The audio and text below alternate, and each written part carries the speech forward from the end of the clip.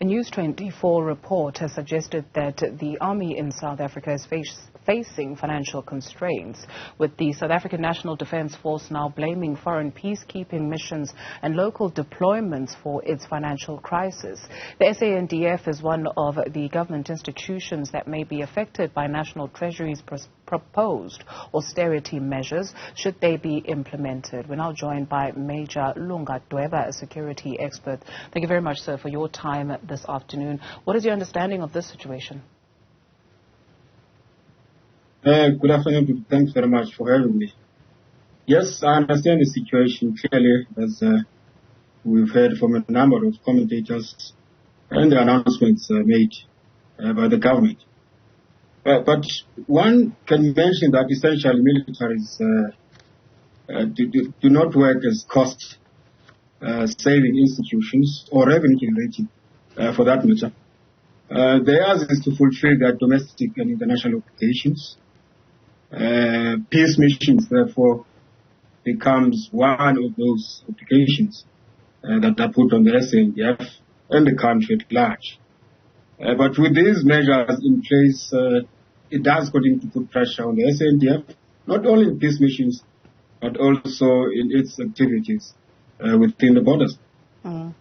When we speak of international obligations, we understand, according to the News 24 report, that SANDF is pointing to the international peacekeeping missions, for instance, in the Democratic Republic of Congo, in Mozambique's north. At what cost is this? Oh, of course, this is in billions to do. DRC in particular amounts to a large number. Money that's spent by the country in the DRC, with the addition now of the Mozambique mission, which of course is slightly less than what is spent in the DRC. But the DRC that has been going for a number of years now, the amount of money that was spent last year, that is slightly less than what was put aside for the current financial year. So the DRC, yes, is one place that the country spends more money amongst other employments on the continent. Who foots the bill? The countries that need the security or South Africa? Well, very good question. So, in some multinational peace missions, the body that sanctions that operation will then collect funds from member states, not necessarily those that contribute troops. For instance, now in our involvement in Mozambique, we are the country that contributes the most for that mission. I would have heard of some cost-saving measures, and I think people are referring to a possibility where there would be a reimbursement that's paid to a troop contributing country. But there are a number of factors that come into that. One cannot guarantee that the exact amount that the country spends would then be reimbursed for the reason that we have equipment that is in the mission area and we have a number of troops that are there. So the countries that foot the bill, yes, it's member states. In the case of the UN mission, it is, of course, UN member states, SADC mission. It is countries on the southern region of the continent. Can South Africa afford, maybe not monetarily, to pull out or not fulfill their international obligations? Certainly not. I wouldn't think so.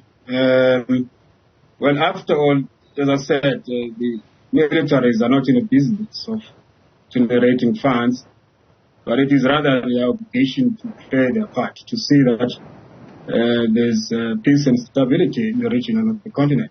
So I wouldn't imagine that at any point, unless it is extremely difficult that we can't stand, we cannot employ our troops. But as things stand, I think we will continue to employ our troops on the continent. Yes. Okay. And then when we speak of domestic obligations, I mean, just outside of guarding the country, we've seen the army also being deployed on the streets right, to protect civilians, whether you speak of COVID-19, whether you're speaking of the army actually being stationed at Eskom to guard the infrastructure at costs of hundreds of millions of rand. Where does that money come from? Is it from the SANDF budget? Well, surely domestic employment will take a huge amount of money from the SANDF budget. For the reason that the Department of Defense, of which the SANDF is part of, functions like any other government department. It follows its annual performance plans and budgets. And therefore, in the event that additional employment is required of the force, that then takes a huge amount of money from the SANDF. And it is not always made clear to the public on whether or not there is additional funding that is then offered to the SANDF. How safe is the country if the SANDF is not looking healthy? Because that maybe also speaks to the morale among the army members. Right, one would receive this question a number of times, and I guess it would be responsible to think that the country is not safe. I would assume that we are in good space, by all means, with a number of challenges that are linked to the issue of funding. Our equipment are not necessarily in place all the time, or serviceable. None of these are secrets. You can see aircraft that will go from the sky once in a while, and others will be grounded for a lengthy period of time. So those challenges are there, but the SANDF, as far as I know, continues to train troops to have a force that is ready for employment.